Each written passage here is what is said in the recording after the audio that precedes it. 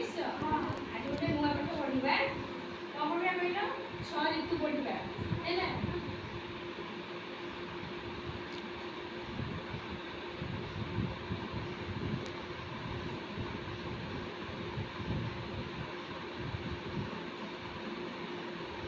ଗ୍ରୀଷ୍ମ, ବର୍ଷା, ଶରତ,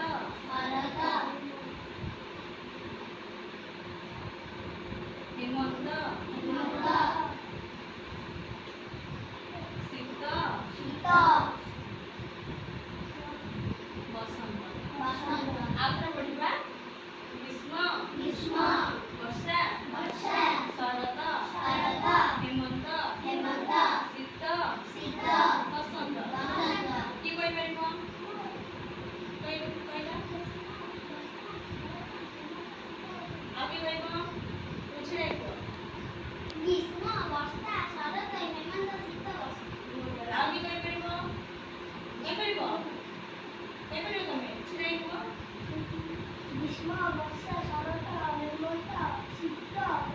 ହଁ।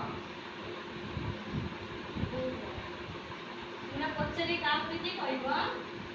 ଶରତ ପରେ ହେମନ୍ତ, ଗ୍ରୀଷ୍ମ ପରେ ବର୍ଷା।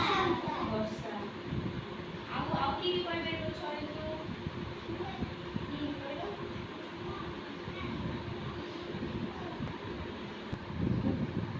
ଠିକ୍ ଅଛି, ଆମେ ଯଦି 6 ଋତୁ ଓଡ଼ିଆ ଲେଖିଲି ତାକୁ ବି ଇଂଲିଶରେ ଲେଖିବା ହେଲା। ମୁଁ ଡାକିବି, ଡାକିକି ଲେଖିବି। ମୁଁ ଯଦି ଡାକିବି ତୁମେ ପଛରେ ଡାକିବ।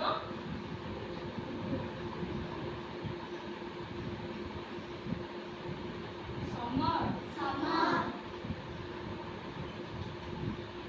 Rainy, autumn, dew, winter, spring. আউথরে summer, rainy, autumn, dew, winter, spring. କହିଲ ଅଟମ୍ ଯୋଉଟା ତାକୁ ଓଡ଼ିଆରେ କ'ଣ କହନ୍ତି? କ'ଣ କହନ୍ତି? କହୁନା। ଏଇ ଗ୍ରୀଷ୍ମ, ଏଇଟା ବର୍ଷା, ଏଇଟା ଶରତ। ଅଟମ୍ ତାକୁ କ'ଣ କହନ୍ତି? ଶରତ କହନ୍ତି। ତାପରେ ଡିଉକୁ ହେମନ୍ତ, ତାପରେ ସ୍ପ୍ରିଂକୁ